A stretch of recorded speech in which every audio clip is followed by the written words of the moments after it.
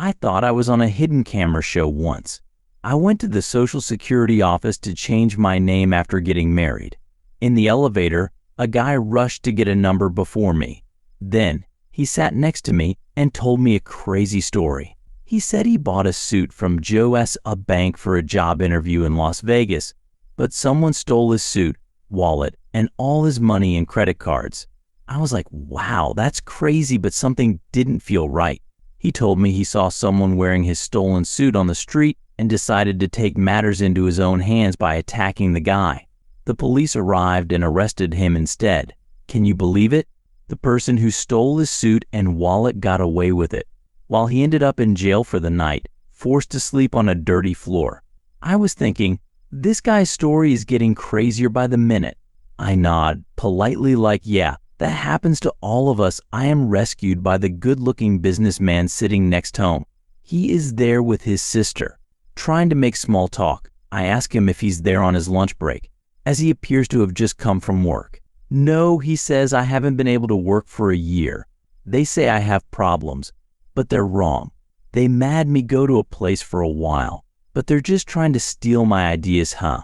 I write sometimes, but I know someone wants to steal what I write, so I burn it, Ali. You have to burn it all.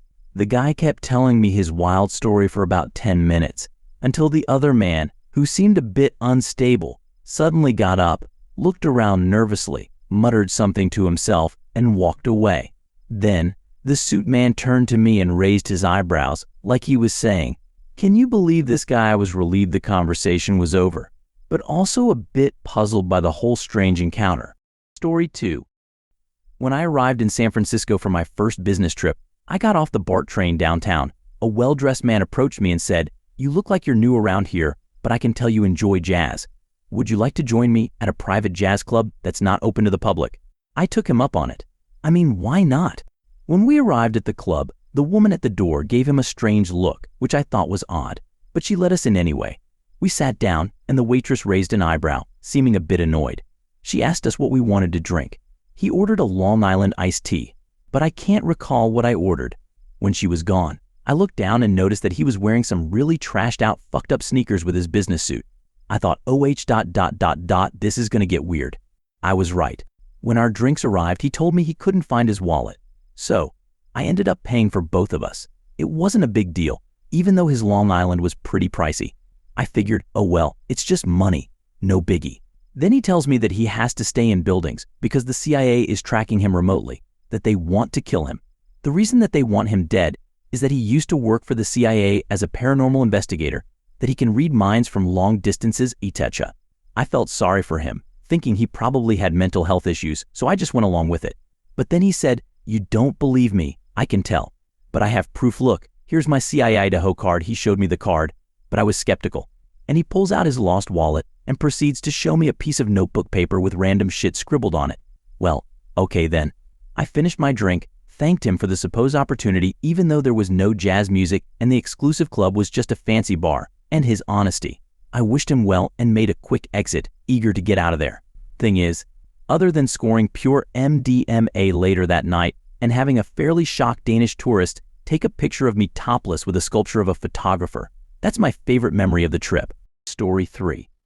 It's 2007, and I'm in Bilbao, Spain for the famous festival of San Fermin, also known as the Running of the Bulls. It's a crazy story how I ended up there. My two friends and I were in Europe, but we hadn't planned to attend the festival. We were in Paris when we heard it was happening, so we decided to take a spontaneous overnight train to Bilbao. We arrived the next day, and it was an amazing adventure. Sometimes, not having plans can lead to the best experiences. To give you an idea of what it was like, people from all over the world flocked to Bilbao for this event. The city is packed with people everywhere in doorways, parks, sidewalks, and anywhere they can find a spot to sleep. We were lucky to find a cheap apartment to crash in, so we didn't have to sleep on the streets like many others. The actual bull run happens at an astonishingly early 8 a.m. during the festival, which seems crazy considering the non-stop partying and wild crowd. But here's the thing, most people aren't waking up early. They're still up from the night before. You sleep after the run, not before. Also parades, lots of parades. As we did not speak fluent Spanish and did not know the awesome songs people sang in parades, we spent a decent amount of time watching them and walking in them, and we soon arrived at a startling conclusion. You only needed 3 basic things to start a parade. 1, some sort of banner or flag. 2, some type of musical instrument, like a drum, triangle, tambourine, whatever. 3, drunk people. Lots and lots of drunk people. The good news was that there were plenty of drunk people around. I had a unique hand-carved drum from Africa, and on the second day, we stumbled upon a large banner leaning against a dumpster, in perfect condition. We decided to start our own impromptu parade, with me drumming, my 2 friends holding the banner, and we tried to recruit drunk people to join in. Here's the funny part: we had no idea what the banner actually said. We might have been marching for a great cause, like curing childhood diabetes, or maybe we were promoting a weird message like hug bulls, not meat, who knows. We were just having fun.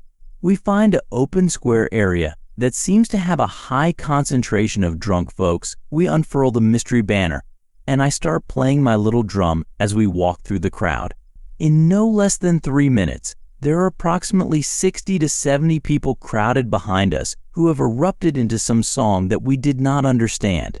We kept on walking as they belted out their tune, picking up more and more people along the way, and by the time the song was done, we had at least 170 people in our mystery parade. Everyone cheered and shouted, handed us a bunch of free bottles of sangria, and then went their separate ways. To this day, I still have no idea what our parade was about, what the drunk people were singing about, or why some people gave us free sangria. But one thing's for sure, it was an incredibly amazing experience. I'll always treasure that crazy, fun memory from the Festival of San Fermin in Bilbao, Spain. Story 4. About 17 years ago, a friend gave me a Panasonic cordless phone that had stopped working because it got wet. He thought I could fix it since I was good with my hands and handy around the house. I took the phone home and left it untouched for a few months. One Tuesday afternoon, I finally decided to take a closer look. It turned out that the handheld part had been sitting on a windowsill during a rainstorm, which caused the damage. I opened it up, cleaned out the dirt and grime, replaced the battery in the handheld unit, put everything back together, and crossed my fingers that it would work again. That evening, I was about to walk out the door for dinner when I picked up handheld to see if the new battery would take a charge. Note the base station wasn't plugged into phone jack yet. Now remember how I said 20 years ago? Back then, cordless phone tech was shit. Best at the time had 2-channel radio, etc. As soon as I turned on the handheld, I unexpectedly found myself in the middle of an intense conversation between 2 young Latino men who sounded like gangsters. They were arguing in English, and it seemed like a serious dispute. One of the men was extremely upset because he had just discovered that his girlfriend had been unfaithful to him.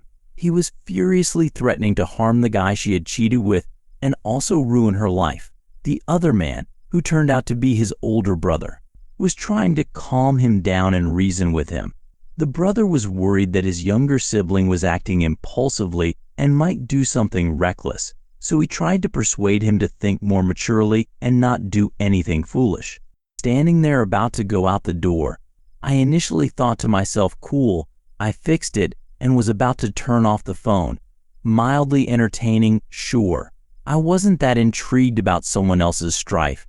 But then, the conversation took a profound turn. The older brother started sharing some wisdom, saying that life isn't always easy, but tough, and sometimes you just have to get through the hard times. He then shared a personal story with his younger brother, revealing that their childhood priest had molested him. The younger brother listened intently and then shockingly replied, "I understand what you're saying, and it's not simple for me either because he molested me too." I was shocked, or rather my curiosity invigorated. Both brothers began to console each other, realizing their new shared plight.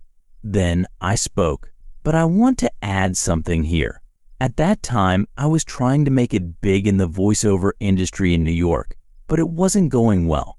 I had done a few commercials, and I have a deep voice, a baritone. You might be able to guess where this story is headed now. I spoke, in my best Morgan Freeman, very slowly, my dear boys. Good evening. Suddenly, they both stopped talking and started asking, "Who's this?" Who's on the phone it was, as if someone in their household had picked up the phone and joined the conversation without them realizing it. Boys, this is the Lord. I'm so sorry you've been struggling in your lives. They then went into wait. Who? God. Is it really you, Atessa? I spoke up. Yes, boys, it's me. I'm so glad to hear you both coming together during this tough time. I was relieved to finally be able to speak up and be a part of the conversation. Silence. Then, the older brother started saying things. It's really hard, God, but we have each other, etc. Boys, please remember I love you, and be sure to always love one another. The brothers then went in saying, yes, we have each other. You're right, God, we have each other, etc. Now go be in peace. The younger brother then told the other he was coming over to see him and hung up. Looking back, I really wish I had said something crazy at the end, like, guys, here's what I want you to do, go back to the church and give that jerk a piece of my mind. But I was so taken aback by accidentally stumbling into their conversation that I couldn't think of anything to say. TL Drive fired up a cordless phone that hopped on someone else's conversation, where they admit that they were molested as children by their priest, only to interrupt their conversation with the voice of Morgan Freeman as God.